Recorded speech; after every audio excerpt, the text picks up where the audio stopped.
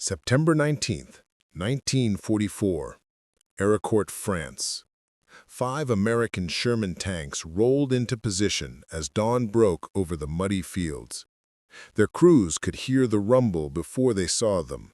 Dozens of German Panther tanks, the most feared armor in the world, advancing through the morning mist. The Americans had been told these machines were invincible, that a Sherman stood no chance against a Panther's thick armor and devastating 75-millimeter gun. But what happened in the next 3 hours would shatter that myth forever and rewrite the rules of armored warfare. Before we jump back in, tell us where you're tuning in from, and if this story touches you, make sure you're subscribed, because tomorrow I've saved something extra special for you. The fog hung thick over the rolling farmland of Lorraine, France, clinging to the earth like a shroud.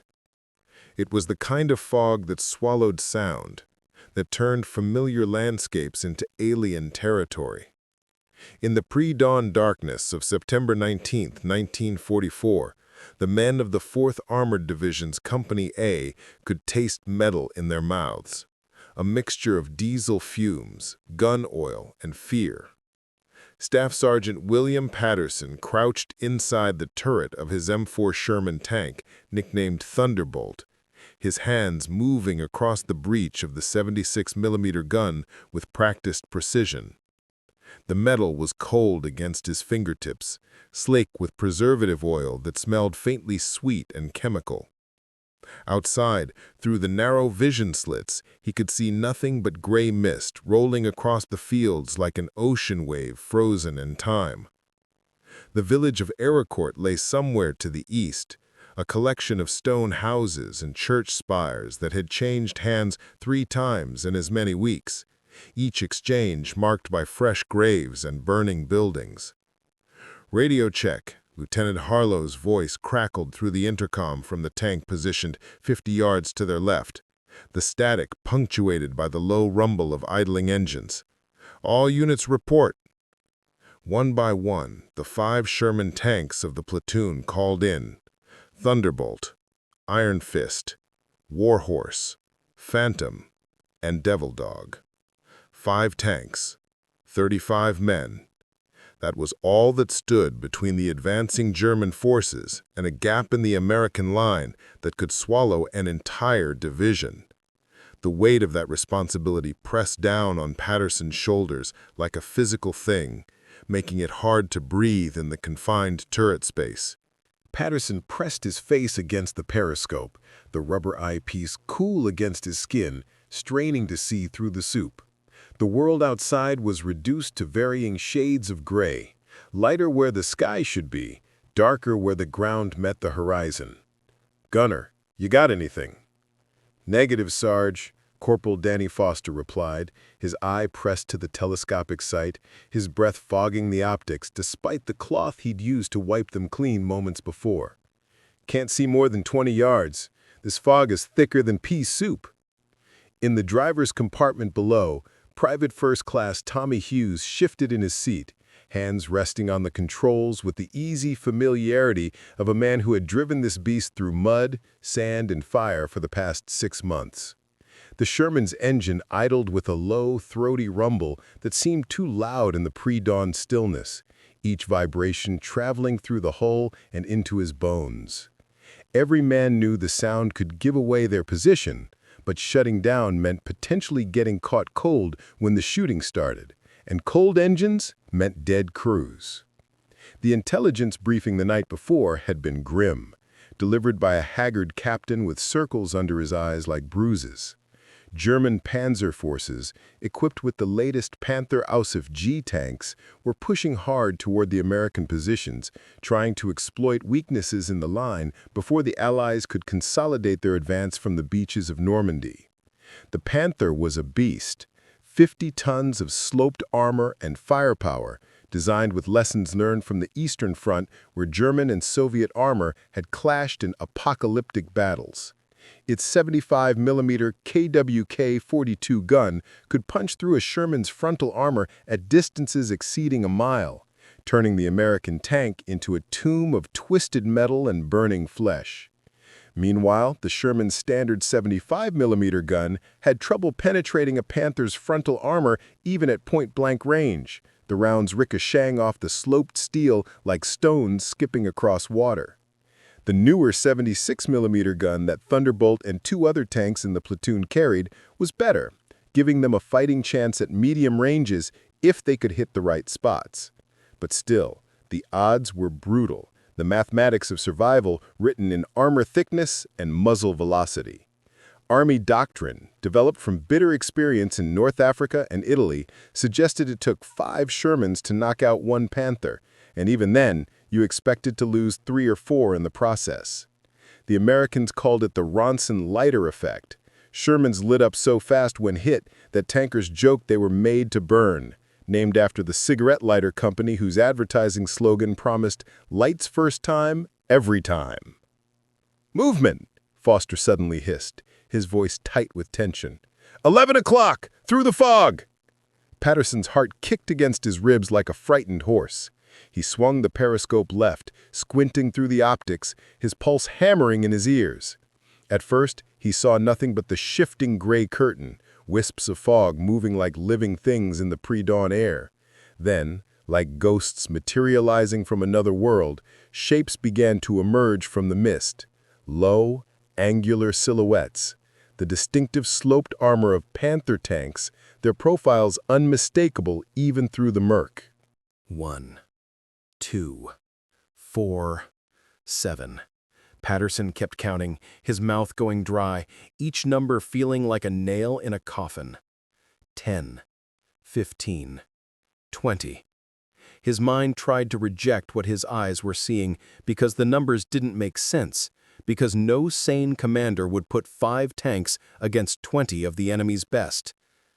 "Jesus Christ," someone breathed over the radio, the words barely audible, but carrying the weight of every man's thoughts. "Radio discipline," Lieutenant Harlow snapped, but his voice carried an edge of tension that betrayed his own shock, the slight tremor revealing that even officers could feel fear.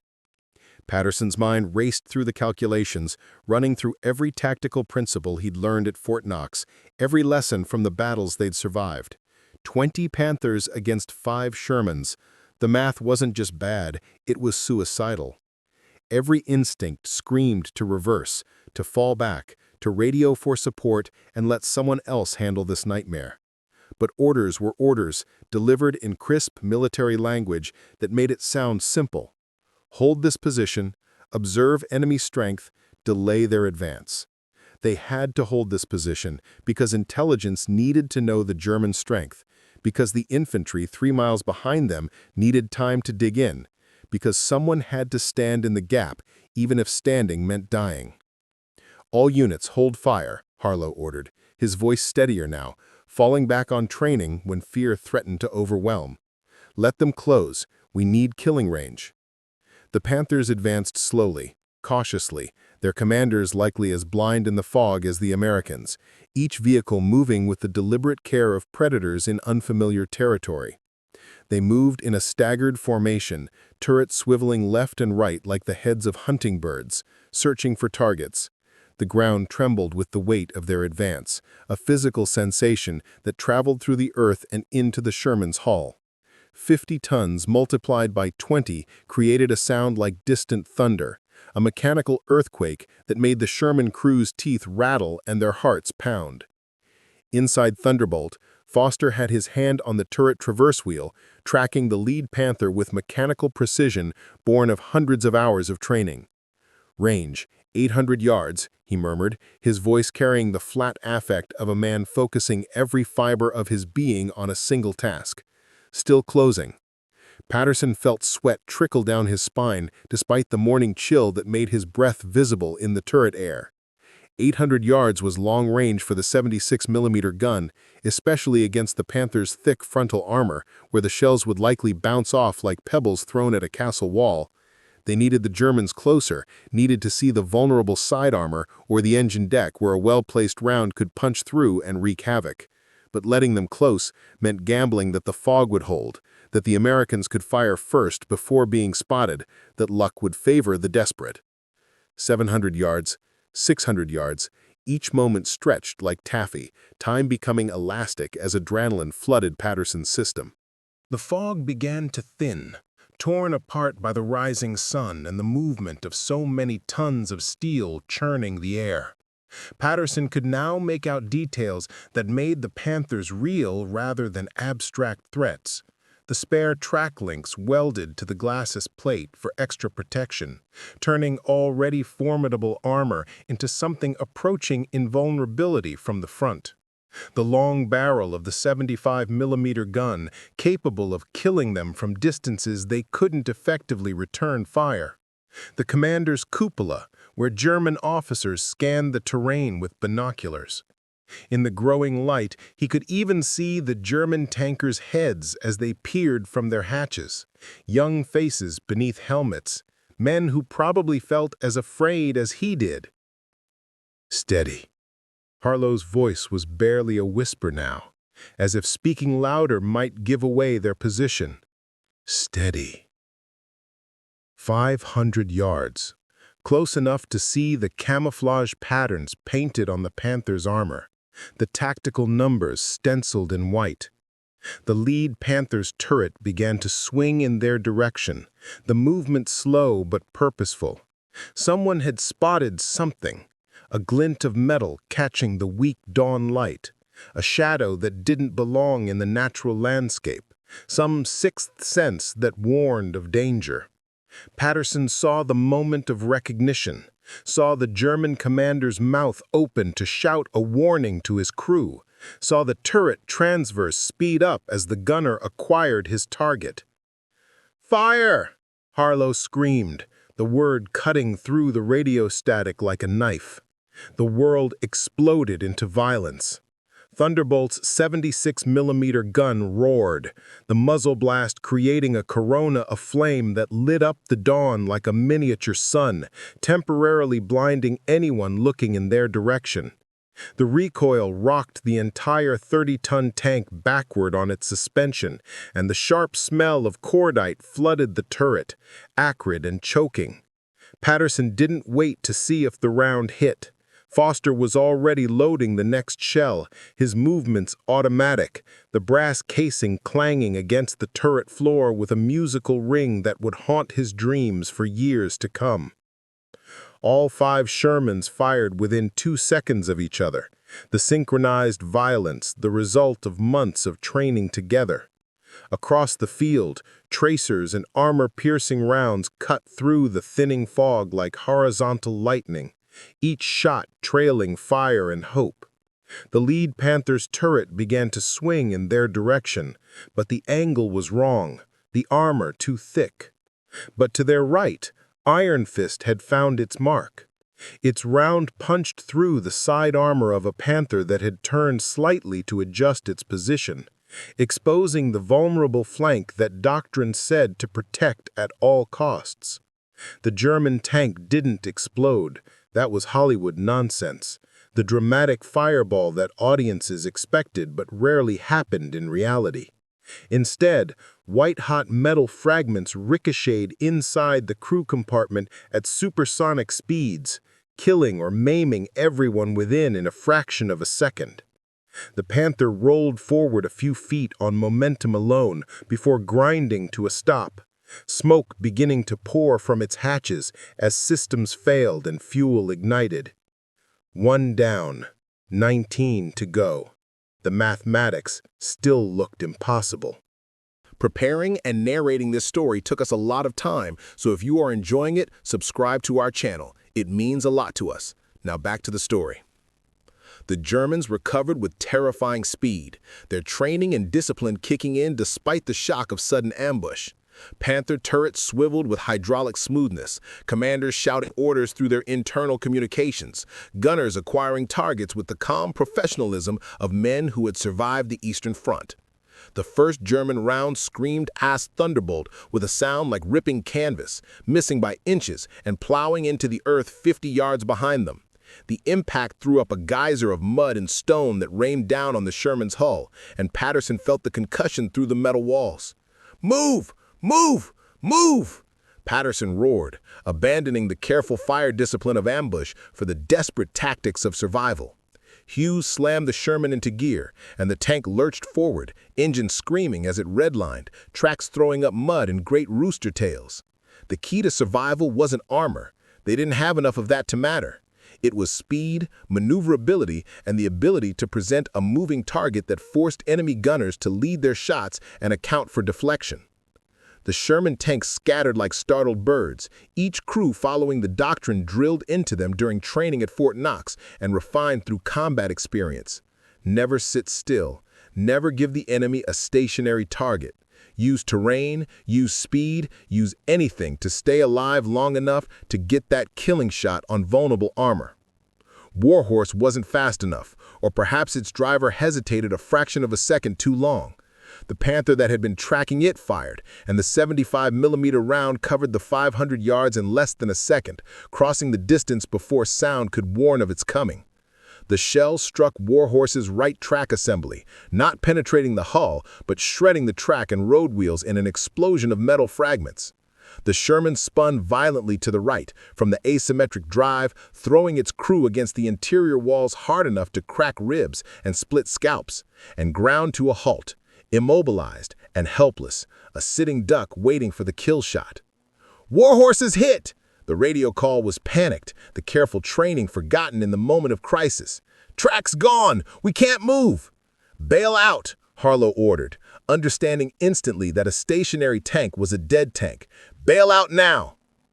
The crew didn't need to be told twice. Hatches flew open, and men scrambled out with the desperate speed of those fleeing a burning building, tumbling to the ground and running for the nearest depression in the earth, anywhere that offered cover from the storm of steel. They'd barely cleared 10 yards, legs pumping, lungs burning, when another Panther round struck Warhorse squarely in the turret. This time, the shell penetrated the armor, punching through the steel like paper and detonating inside. The ammunition stored in the tank's interior cooked off in a catastrophic explosion that lifted the 30-ton Sherman into the air before it crashed back down, burning like a torch, black smoke boiling into the morning sky. 4 Shermans left, 18 Panthers still advancing, their formation barely disrupted.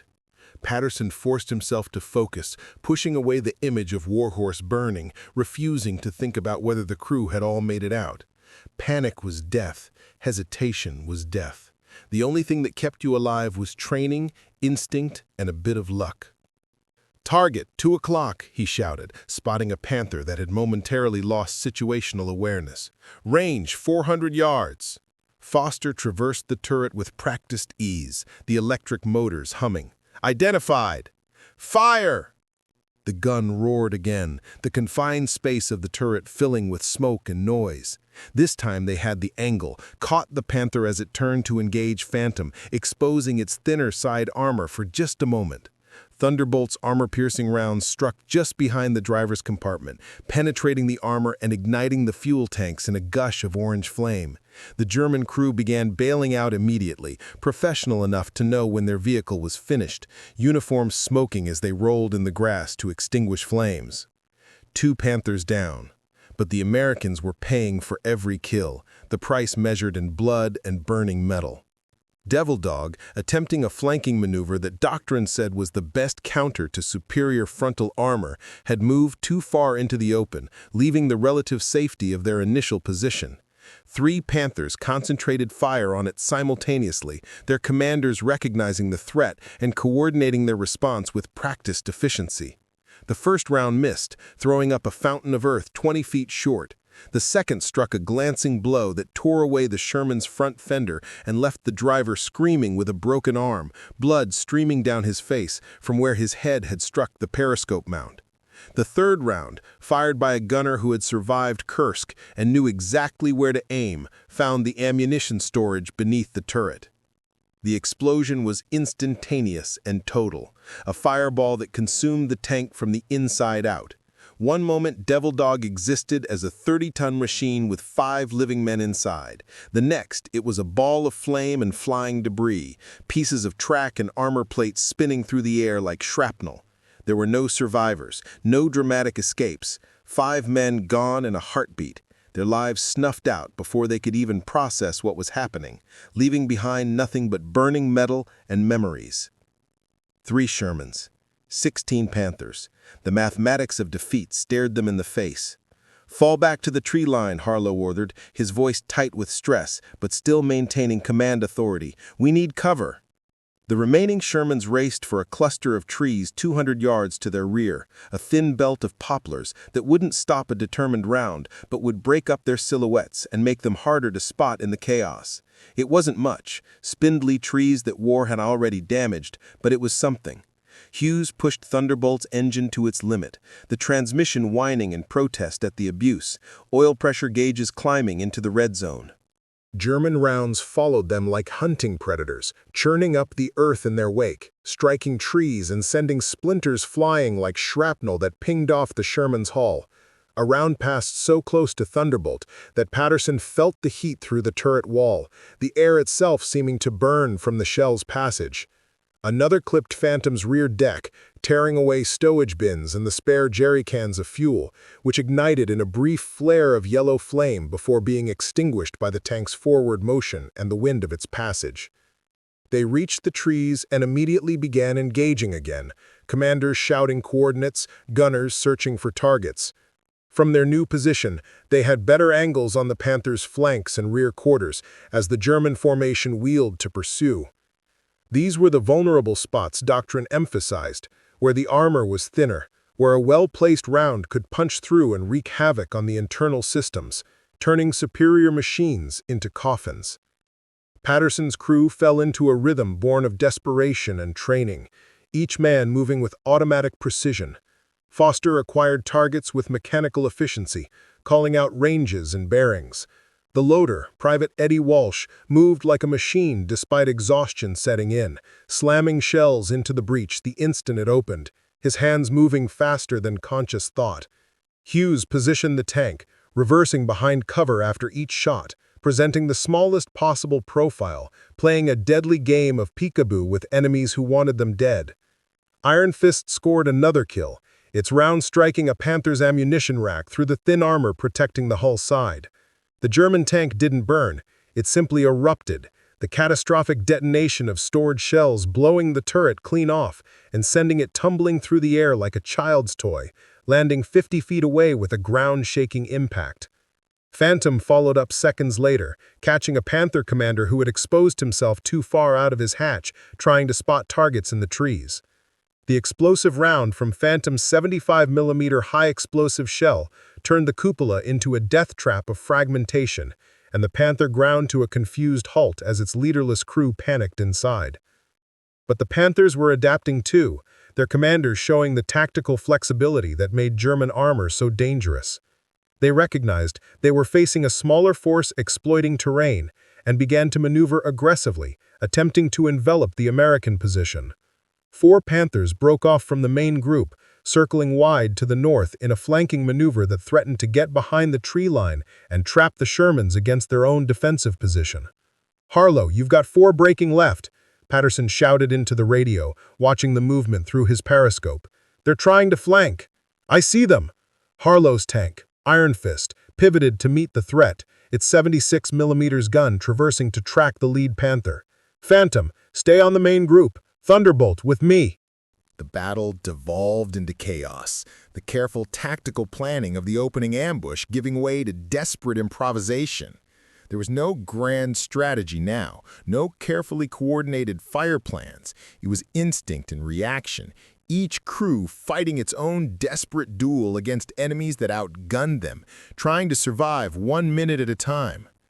Patterson lost track of how many rounds Thunderbolt fired. 10? 15? 20? The turret was thick with smoke despite the extractor fan running at full speed, the air unbreathable, eyes streaming tears.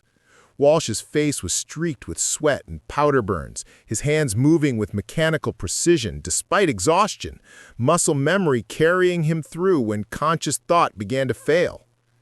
A Panther appeared through the smoke almost on top of them, so close Patterson could see the German gunner's face through the optics. A young man, maybe 20, eyes wide with the same fear Patterson felt. Both tanks fired simultaneously, rounds leaving their barrels within a fraction of a second of each other. Thunderbolt's round struck first by the narrowest margin, hitting the Panther's gun mantlet and jamming the German's gun in place, leaving it unable to depress or elevate. The Panther's return fire struck Thunderbolt's front glossus plate at an angle, and for one heart-stopping moment, Patterson was certain they were dead. But the deflection was enough, the round screaming off into the sky in a shower of sparks. "Back! Back!" Patterson screamed, his voice cracking. Hughes threw the Sherman into reverse without hesitation, and they disappeared into the trees before the Panther could reload, leaving the disabled German tank for someone else to finish. The sun was fully up now, burning away the last of the protective fog that had given them their initial advantage. The battlefield was a hellscape of burning tanks, both German and American, their black smoke columns rising into the clear morning sky like funeral pyres. The smell of burning rubber, diesel, cordite, and something worse, burning flesh, hung heavy in the air, coating the back of the throat with every breath. Patterson risked a glance at his watch, surprised that it still worked, that time still passed in this hell. 3 hours. They'd been fighting for 3 hours, though it felt like days, like years, like an eternity, compressed into moments of terror. His hands were shaking uncontrollably, his ears ringing from the constant gunfire despite the headset that was supposed to protect them. Every muscle in his body ached from being thrown around inside the turret like a rag doll. "Ammo check!" he gasped, his throat raw from shouting and breathing smoke. 8 rounds, Walsh reported, his voice flat with exhaustion. "We're running low, Sarge." 8 rounds against 12 remaining Panthers. The Germans had pulled back slightly, regrouping after losing 8 of their number to the stubborn American defense, their formation reforming with professional discipline. Patterson could see them through the smoke, their commanders likely arguing about whether to press the attack or withdraw, weighing casualties against objectives. Then, from the south, a sound that made Patterson's heart leap with hope he'd thought was dead. The distinctive roar of American engines, lots of them, the rumble of heavy machinery coming fast. He grabbed his binoculars with trembling hands and scanned the horizon, focusing past the smoke and destruction. There, emerging from behind a low ridge like cavalry in an old western, came reinforcements. A full company of Shermans, at least 15 tanks, accompanied by M10 tank destroyers with their powerful 90mm guns that could hurt even a Panther. The Germans saw them too, their tactical discipline showing in the speed of their response. For a moment, the battlefield fell silent as both sides processed this new development, the sudden shift in the balance of power. Then, as one, the remaining Panthers began to reverse, their commanders making the only sensible decision. They'd bloodied the Americans, destroyed 2 tanks and damaged others, but the odds had shifted dramatically, and continuing the engagement would be suicide. "They're withdrawing!" Foster shouted, disbelief and relief mixing in his voice, the words coming out in a strangled laugh. Patterson watched through his periscope as the Panthers executed a fighting retreat, covering each other in coordinated bounds, moving with the practiced efficiency that marked them as professionals. Even in defeat, they were disciplined, dangerous, but they were leaving, backing away from the field they'd tried to take. The position was held, bought with blood and burning metal, but held nonetheless. Lieutenant Harlow's voice came over the radio, hoarse and exhausted, but carrying a note of triumph. "All units, hold position. Do not pursue. I repeat, do not pursue." No one argued with that order. The surviving crews sat in their tanks, hands trembling with adrenaline crash, minds trying to process what they'd just survived, what they'd accomplished against impossible odds. 3 Shermans against 20 Panthers. By all rights, by every tactical manual and after-action report, they should have been annihilated in the first 5 minutes. Instead, they'd held for 3 hours, destroyed at least 8 enemy tanks confirmed with another 2 or 3 damaged, and prevented a breakthrough that could have torn a hole in the American line. As the reinforcements rolled up, their crews fresh and unblooded compared to the exhausted survivors, Patterson finally allowed himself to breathe deeply, to feel the pain in his body, to acknowledge the terror he'd suppressed for 3 hours. He pushed open the turret hatch and climbed out, his legs nearly giving way as he dropped to the ground, muscles cramping from prolonged tension. Around him, the other survivors were doing the same, stumbling away from their tanks like drunks, gulping clean air that tasted impossibly sweet after the smoke and cordite, some vomiting from the stress and adrenaline crash that hit like a physical blow. The battlefield was a graveyard, silent except for the crackle of flames and the approach of reinforcements. Warhorse and Devil Dog were still burning, their blackened hulls testament to how close they'd all come to the same fate, to being nothing more than smoke and memory. German Panthers lay scattered across the field, some burning with oily black smoke, others simply silent and still, their crews dead or fled. Medics were already moving among the wreckage, looking for survivors, though there would be few. Tank combat left little middle ground between unharmed and dead. An officer from the relief company approached, a captain with clean uniform and uncertain expression as he surveyed the scene of devastation, his face showing shock at the scale of destruction. "How many tanks did you have?" he asked, his voice carrying genuine disbelief. "5," Patterson croaked, his throat raw from shouting and smoke inhalation. "Started with 5 this morning." The officer stared at him, then slowly turned to look at the burning Panthers dotting the landscape like funeral pyres, counting them silently. "You held this position with 5 tanks against, what, 20? 25 Panthers?"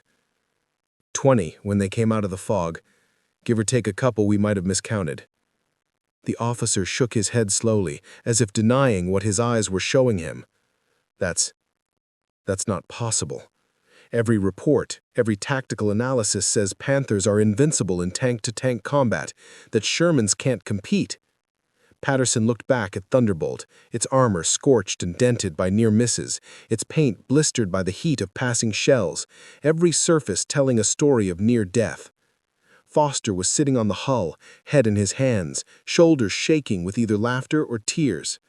Hughes was standing by the damaged track, running his fingers over a deep gouge where a German round had come within inches of penetrating, within inches of killing them all. Walsh was on his knees in the grass, throwing up everything in his stomach and then dry heaving when there was nothing left. "Tell that to the Germans," Patterson said quietly, gesturing at the destroyed Panthers. "Tell them their tanks are invincible." The silence after battle was worse than the chaos. Patterson sat on Thunderbolt's fender, a canteen of water in his trembling hands, watching medics move through the wreckage like ghosts tending to the dead. The adrenaline was draining from his system, leaving behind a hollow exhaustion that made his bones feel like lead. Around him, the other survivors were experiencing the same crash. Foster had his head between his knees, breathing slowly through his nose like he'd been taught to prevent hyperventilation, while Hughes kept touching his face as if verifying he was still whole, still alive, still real. Captain Raymond Decker, commanding officer of the relief company, moved among the wreckage with the methodical efficiency of a man who had seen too many battlefields. He stopped at each destroyed tank, German and American alike, making notes in a small leather journal with pages already dog-eared from use. When he reached Patterson, he crouched down, bringing himself to eye level with the exhausted sergeant in a gesture that spoke of respect rather than rank. "I need you to walk me through it," Decker said quietly, his voice carrying the authority of command, but also something like reverence. "Every detail you can remember. Positioning, timing, kill sequence, decision points. Everything." Patterson's first instinct was to refuse. The idea of reliving the past 3 hours made his stomach turn, made the bile rise in his throat. But he was a soldier, and this was his duty, perhaps more important than the fighting itself. He took a long drink from the canteen, letting the water wash the taste of cordite and vomit from his mouth, and began to talk. He described the fog in detail, how it had reduced visibility to nothing, how they'd heard the Panthers before seeing them. He explained the moment the German tanks emerged like mechanical demons from the mist, counting them off one by one until the numbers became absurd. He detailed Lieutenant Harlow's decision to hold fire until killing range, the almost unbearable discipline it took to wait while 20 enemy tanks bore down on their position, every instinct screaming to fire, to run, to do anything but sit still. He explained the tactics they'd employed, the constant movement after each shot, the use of terrain to break line of sight, the targeting of vulnerable side and rear armor because frontal shots were suicide against Panther armor thickness. Patterson listened without interrupting, his pencil moving across the pages in quick shorthand, occasionally pausing to sketch a diagram or mark a position.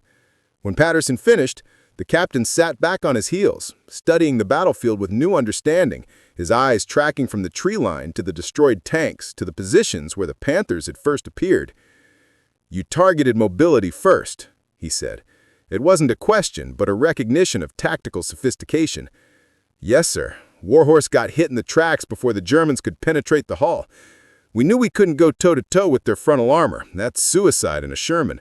So we focused on breaking their formation, forcing them to maneuver and expose their flanks, making them react to us instead of dictating the engagement. And the fog helped initially. At first, yes, sir, made them cautious, slowed their advance. But once it cleared, we were exposed. Had to get to the tree line, break line of sight, and force them to reposition and search for us." Decker stood, offering his hand to help Patterson up, the gesture bridging the gap between officer and enlisted man. "You know what you did here, Sergeant? You proved that armor thickness isn't everything, that training, tactics, and raw courage can overcome superior equipment, that the Sherman, for all its faults, can win when crewed by men who know what they're doing." He paused, looking again at the destroyed Panthers scattered across the field like fallen giants. Battalion Command is going to want to study this engagement in exhaustive detail. Every shot, every maneuver, every decision point. Because if 5 Shermans can hold off 20 Panthers and come out victorious, then everything we thought we knew about armored warfare just changed. Over the next several hours, the battlefield transformed into something resembling an outdoor classroom, a laboratory for studying the science of death. Officers arrived from division headquarters in a convoy of jeeps, accompanied by intelligence personnel with cameras and measuring tapes, clipboards, and technical manuals. They photographed every destroyed tank from multiple angles, measured the impact points of armor-piercing rounds with calipers, calculated firing positions and angles of attack with surveying equipment, treating the carnage as dated to be analyzed and cataloged. The German Panthers became subjects of intense scrutiny. Engineers swarmed over them like ants on a carcass, studying the armor composition and weld quality, examining the positioning of ammunition racks and fuel tanks, measuring the thickness of steel at various points on the hull. One officer discovered that several Panthers had run critically low on fuel. Their advanced Maybach engines consumed gasoline at an alarming rate, nearly twice what a Sherman used, and German supply lines were stretched thin across hundreds of miles of contested territory. Another noted that, while the Panther's excellent frontal armor made it nearly invulnerable from the front, this advantage came at a significant cost. The sides and rear were comparatively vulnerable, and the tank's narrow tracks made it less maneuverable than the Sherman in muddy conditions, more prone to bogging down or throwing a track. "Look at this," a lieutenant called out from inside one of the disabled Panthers, his voice echoing in the metal chamber. Patterson walked over, curiosity overcoming exhaustion, and peered through the crew hatch. The interior was remarkably spacious compared to a Sherman, with ergonomic positioning of controls and excellent visibility for the gunner through sophisticated optics. The radio equipment looked state-of-the-art. The seats were padded, and there was actually room to move without bumping into your crewmates. But the lieutenant was pointing at something else. A thick manual, easily 300 pages, secured to the wall near the commander's position with metal clips. "Manitant's manual?" the lieutenant explained, flipping through pages dense with technical diagrams and instructions. The Panthers over-engineered, Excellent machine when it works perfectly, but it requires constant maintenance. Transmission failures, final drive problems, engine overheating, track tension issues. The Germans built a masterpiece of engineering, but it's too complicated for field conditions, too delicate for the brutal reality of combat operations. Patterson thought about Thunderbolt. With its relatively simple and reliable Ford GAA engine, its easily replaced parts that could be scavenged from other tanks, its design philosophy of good enough and reliable rather than perfect but fragile. The Sherman could be repaired in a muddy field with basic tools and determination. The Panther required specialized equipment, trained mechanics, and parts that had to be shipped from Germany. Excellence meant nothing if you couldn't keep the machine running. By afternoon, word of the engagement had spread throughout the division like wildfire, carried by radio operators and supply truck drivers, growing slightly more dramatic with each retelling. Tank crews who had feared the Panther as an invincible monster, who had approached every engagement with fatalistic resignation, began to see it differently. Yes, it was dangerous. Nobody was denying that. Yes, it had superior armor and a more powerful gun. But it could be beaten. It had been beaten. The myth of invincibility was shattered. And that psychological shift was as important as any tactical lesson, perhaps more so. Lieutenant Harlow, his face still smudged with powder burns that soap and water hadn't quite removed, gathered the surviving crews for a debriefing in a field away from the wreckage. They sat in a semicircle on the damp grass, 11 men who had stared death in the face and somehow walked away when so many others hadn't. The 2 lost crews, 10 men total, whose names everyone knew, whose jokes everyone remembered, were represented by empty helmets placed at the edge of the circle, a silent acknowledgement of sacrifice that made speaking easier somehow. "What we did today," Harlow began, his voice still rough from shouting orders over the roar of engines and gunfire, "wasn't supposed to be possible, according to every tactical manual and training doctrine. By every measure, by every calculation of armor thickness and gun penetration, we should have been wiped out in the first 15 minutes. But we held. We held for 3 hours against overwhelming odds, because every man did his job, because we trusted our training even when it seemed inadequate, because we refused to accept that defeat was inevitable just because the enemy had better equipment." He paused, looking at each man in turn, making eye contact, acknowledging their individual contributions. The cost was high. Devil Dog and Warhorse are gone. 10 good men who won't be going home, who won't see their families again, who gave everything. We can't forget them, and we can't let their sacrifice be meaningless. What we learned here today, we share with every other tank crew in this division, in this army. Every tanker needs to know that Panthers can be beaten, that armor thickness isn't destiny, that skill and courage matter more than specifications. Foster spoke up, his voice tentative, articulating what they were all thinking. "Lieutenant, were we just lucky? I keep running through it in my head, thinking about every near miss, every round that should have hit but didn't, every decision that could have gone wrong. How much of this was skill, and how much was just blind luck?" Harlow considered this carefully, understanding the question's importance. Luck played a part. It always does in combat. No amount of training can eliminate chance. But luck favors preparation. We used our speed advantage, our superior maneuverability. We worked as a team, covering each other, coordinating fire. We exploited terrain and visibility conditions. That's not luck. That's training paying dividends. Yes, we were fortunate, but we also created opportunities for fortune to favor us. The debriefing lasted 2 hours, every engagement dissected and analyzed like a surgical procedure. They identified what worked: the initial ambush positioning that caught the Panthers cautious and uncertain, the use of terrain to break contact and force repositioning, the coordinated fire on the flanking Panthers that prevented encirclement.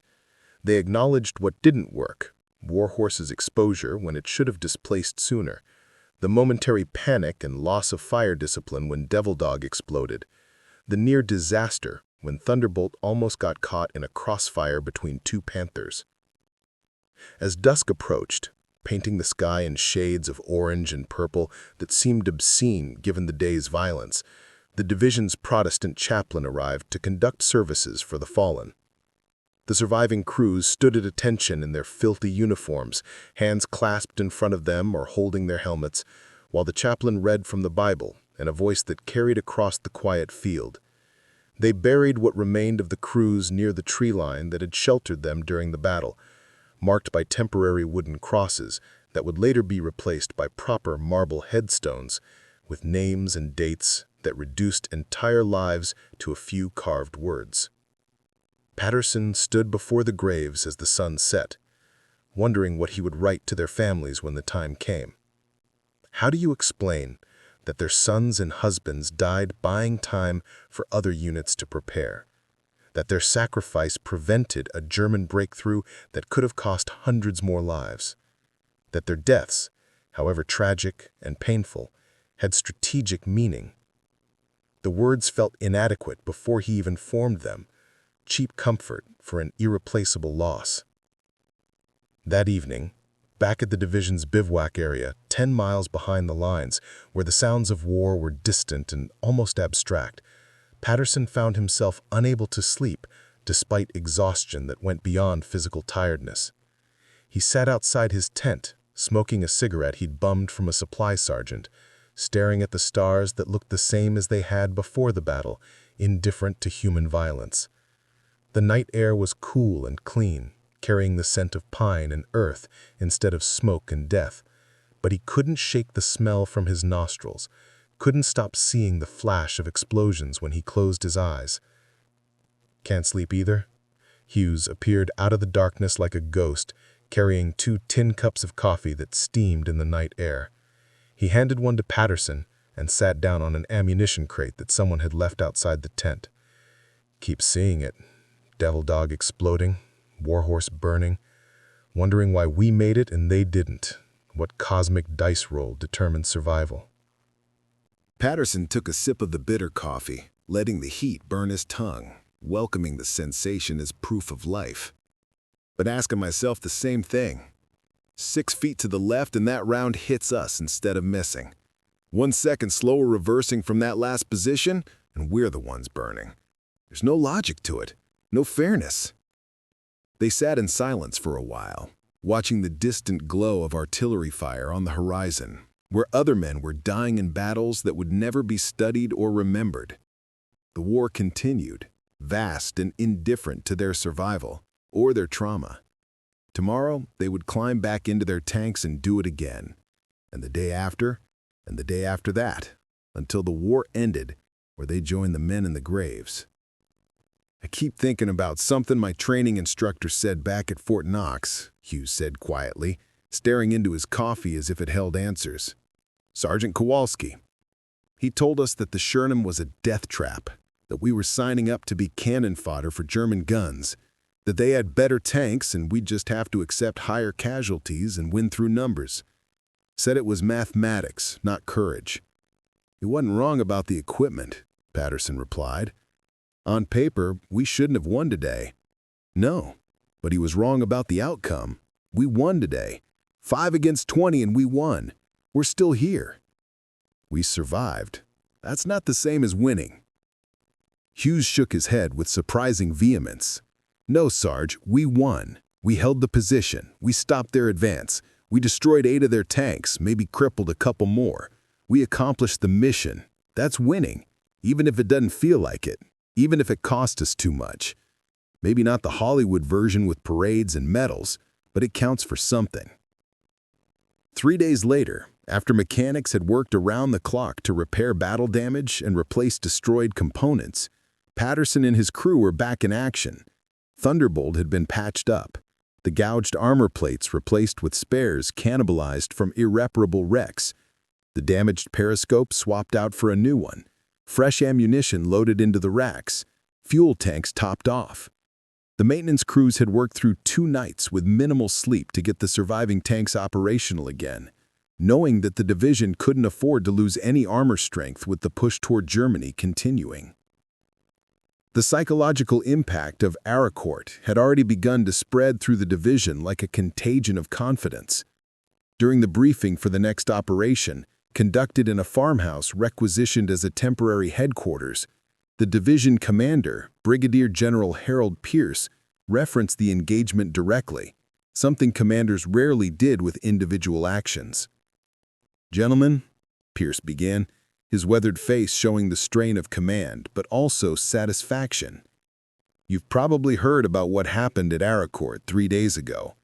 5 Shermans from Company A held off 20 Panthers and emerged victorious. I want that to sink in for a moment. Let it challenge your assumptions. The enemy's armor isn't invincible. It's just metal operated by men who can make mistakes. Superior tactics, aggressive maneuvering, and raw courage can overcome superior equipment. We're not going to let the Germans intimidate us with their tigers and panthers anymore. We're going to fight smart, fight together, and win." The change in morale was palpable, visible in the way men sat straighter, looked each other in the eye, spoke with less resignation and more determination.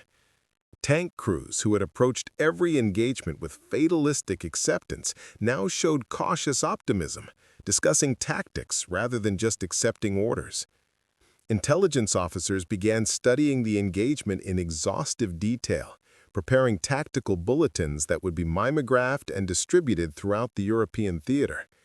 The after-action report from Arracourt would eventually make its way up the chain of command to SHAVE headquarters, where it would be read by Eisenhower himself, who used it as evidence that American armor doctrine, emphasizing reliability, numerical superiority, and combined arms tactics, was fundamentally sound despite the Shermans' technical inferiority to German heavy tanks. Patterson's crew developed a reputation that followed them like a shadow. Other tank commanders sought them out during meals or maintenance periods, asking detailed questions about targeting priorities, positioning techniques, how to identify weak spots on German armor through binoculars or periscopes. Foster found himself explaining a dozen times, with increasing patience, how he'd learned to aim for the Panther's turret ring, a thin seam where the turret met the hull that could jam the traverse mechanism if hit precisely, immobilizing the gun even if it didn't penetrate. Hughes demonstrated to gathered groups how to use terrain features to mask movement, how to reverse at full speed without losing orientation, how to read the ground for soft spots that might bog down heavier tanks. The knowledge spread like ripples in a pond, each crew passing lessons to others. Crews who had never faced Panthers learned from those who had survived the encounter. Techniques were refined through discussion and debate. Tactics evolved through collective experience. The American approach to armored warfare, Patterson realized, wasn't about building the best individual tank. It was about building a system where training, logistics, maintenance, and combined arms support created an advantage that superior German engineering couldn't overcome alone. But survival came with a cost that had nothing to do with armor penetration or ammunition expenditure.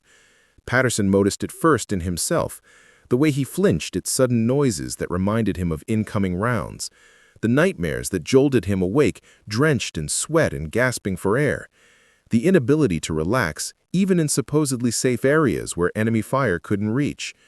The technical term was combat fatigue, though the crews just called it getting tanker twitchy, a dark joke that acknowledged reality without dwelling on it. Foster developed a tremor in his hands that made fine movements difficult, especially in the morning before his first cigarette. The steady hands that had made him an excellent gunner now shook when he tried to write letters home or eat soup. Hughes stopped joking entirely, his usual easygoing nature replaced by grim silence, punctuated only by necessary communication.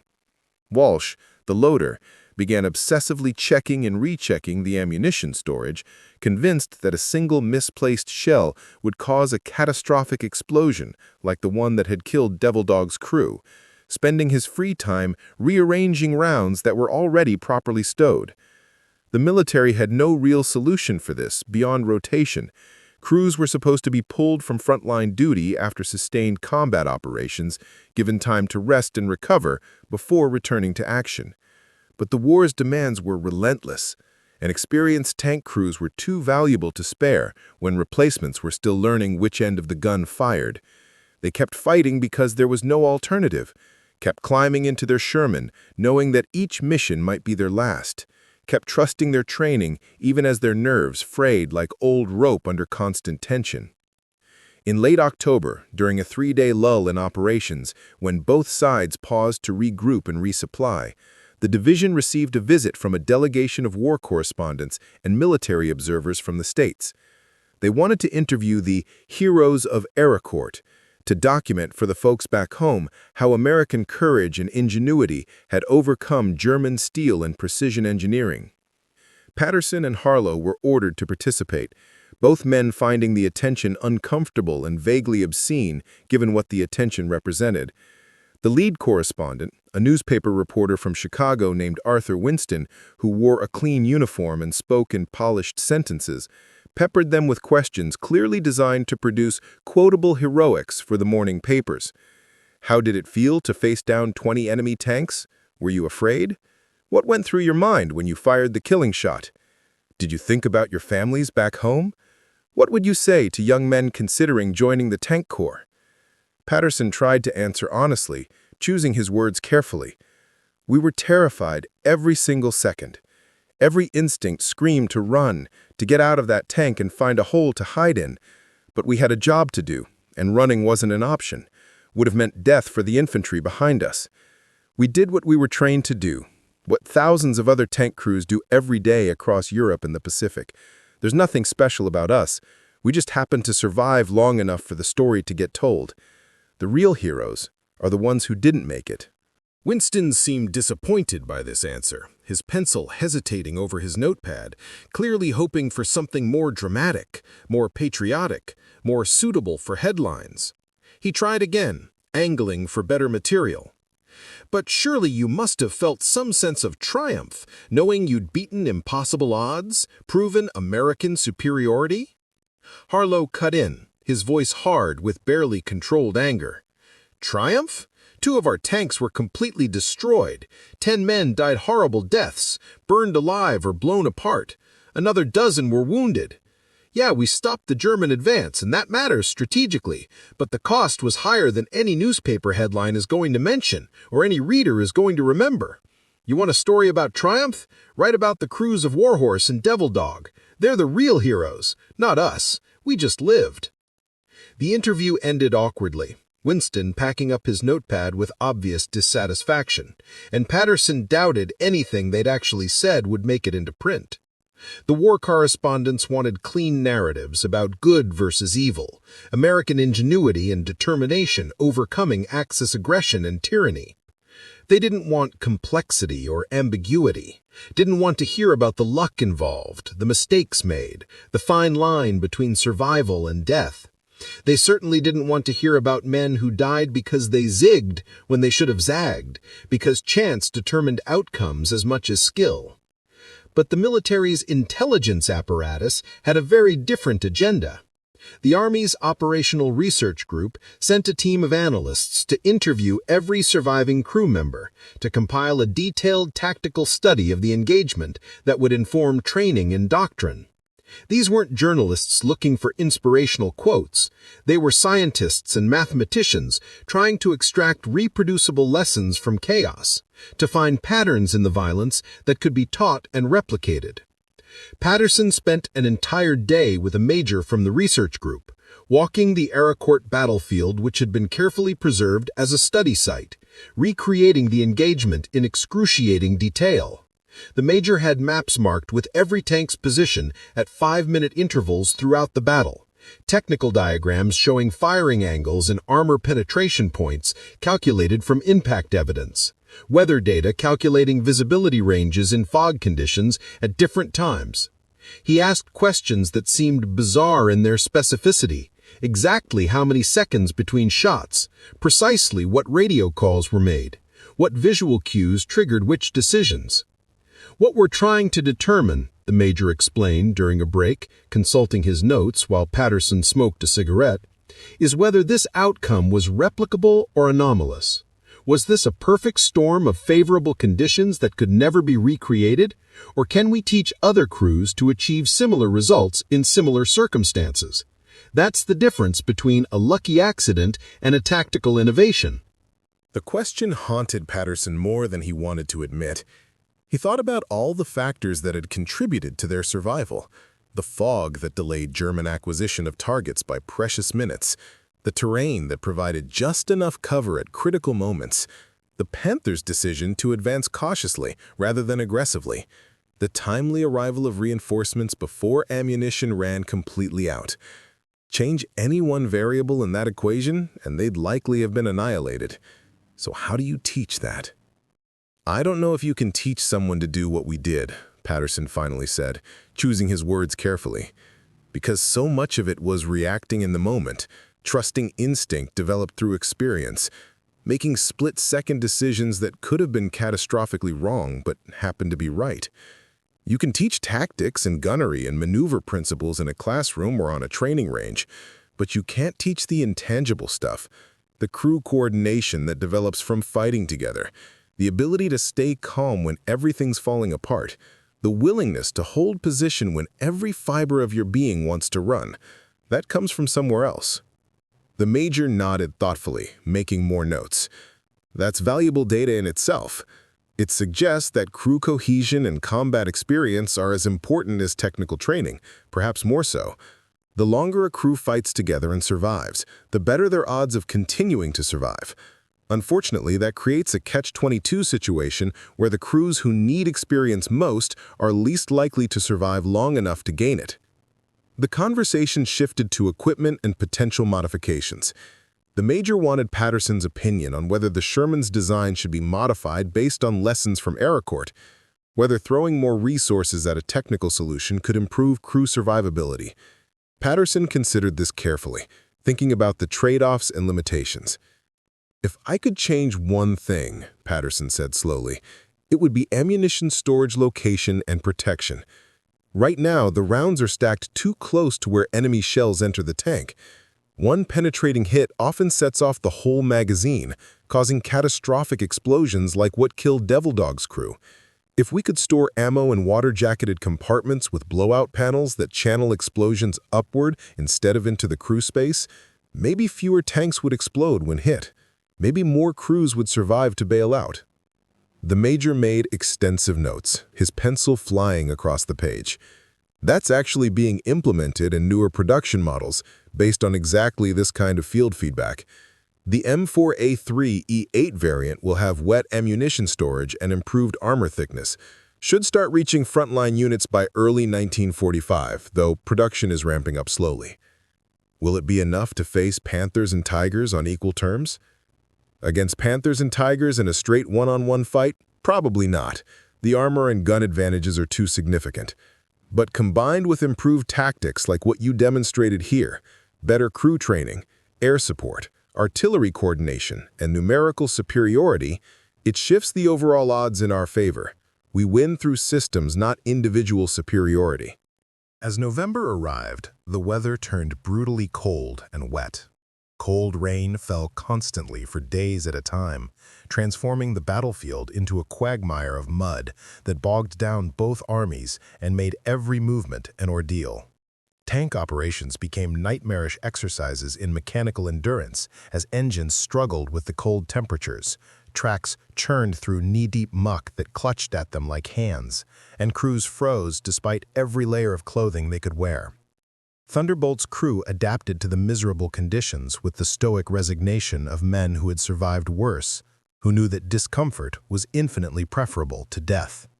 They wrapped themselves in every piece of spare clothing they could scavenge, extra socks, scarves, gloves, blankets worn as shawls.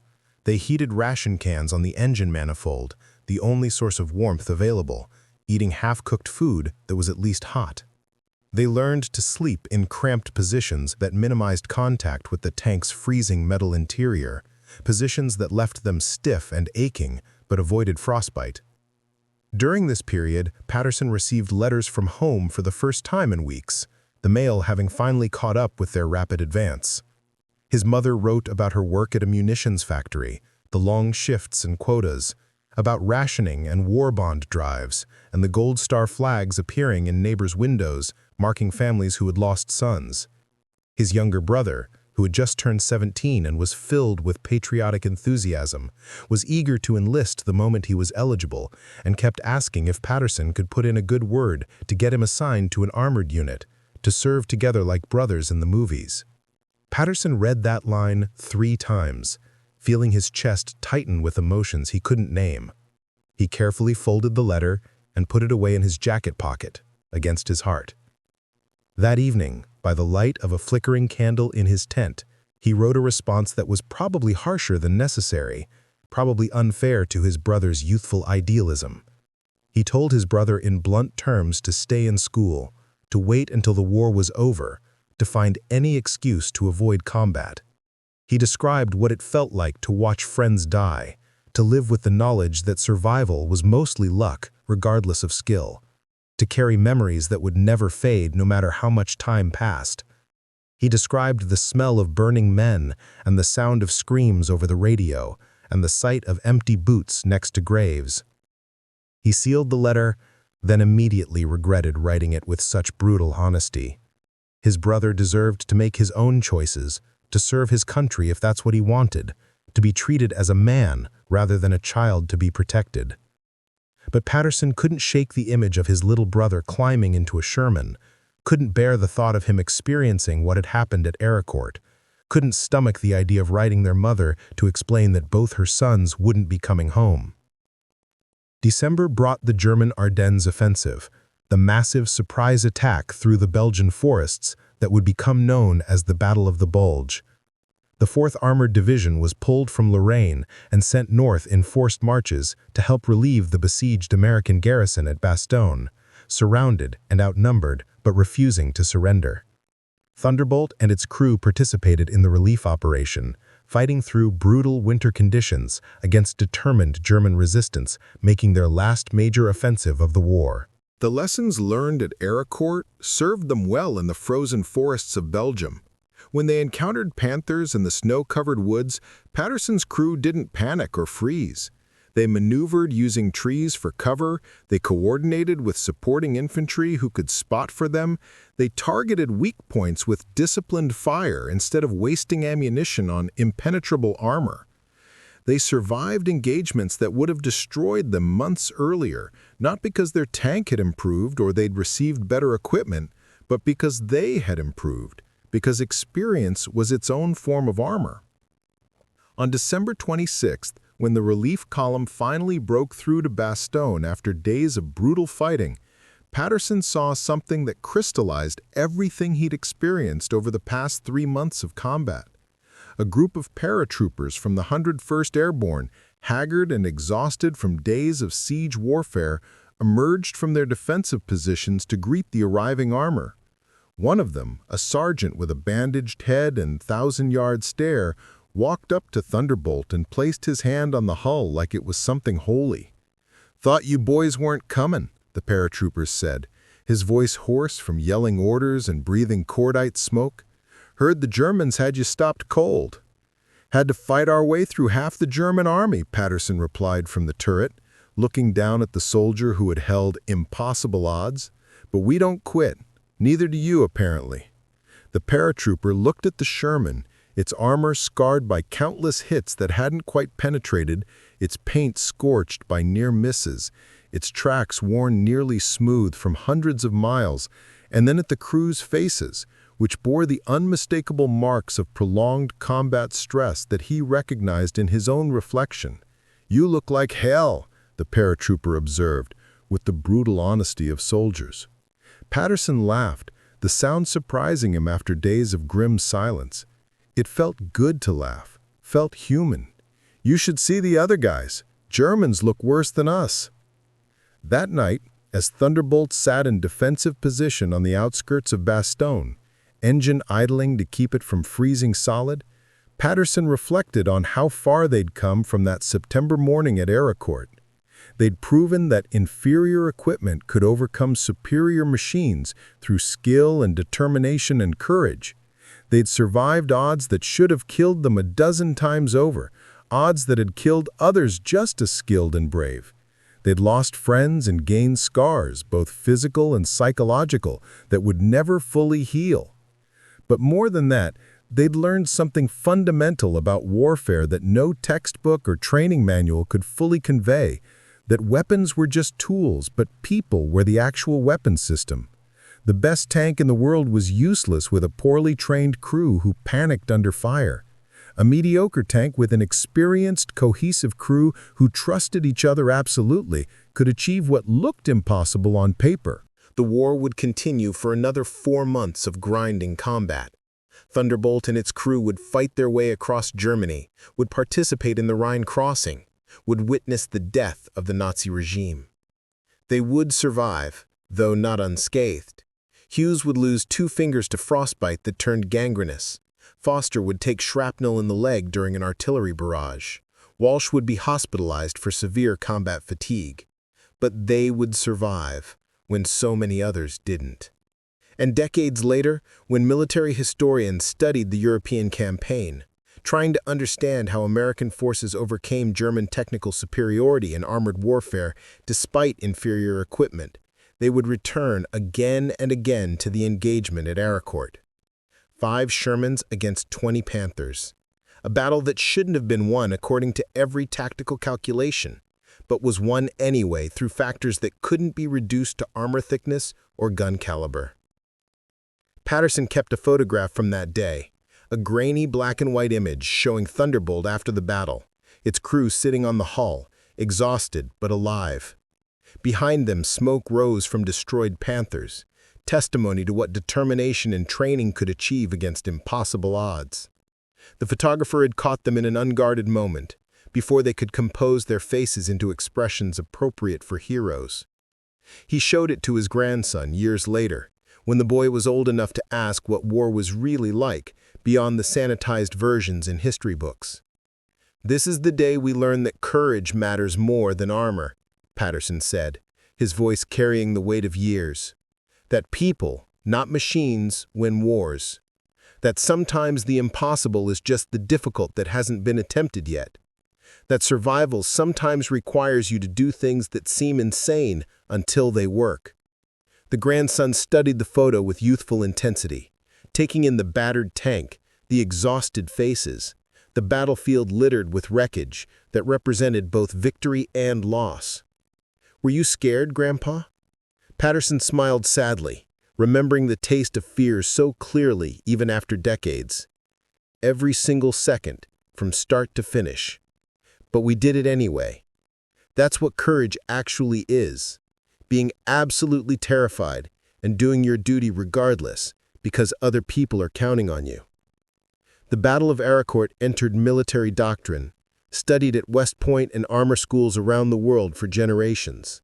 The tactics developed there, aggressive maneuver, targeting of vulnerable points, crew coordination under extreme stress, became standard training for armored forces. The psychological impact, the breaking of the Panthers' invincible reputation, rippled through American armored forces and contributed to the confidence that carried them to ultimate victory. But for the men who were there, who smelled the cordite and felt the heat of burning tanks and heard their friends' screams over the radio, it remained something more personal and immediate than tactical lessons. It was the day they discovered reserves of courage they didn't know they possessed. The day they learned that survival sometimes requires you to do things that seem insane until they work. Up next, you've got 2 more standout stories right on your screen. If this one hit the mark, you won't want to pass these up. Just click and check them out. And don't forget to like, subscribe, and turn on the notification bell so you don't miss any upload from us.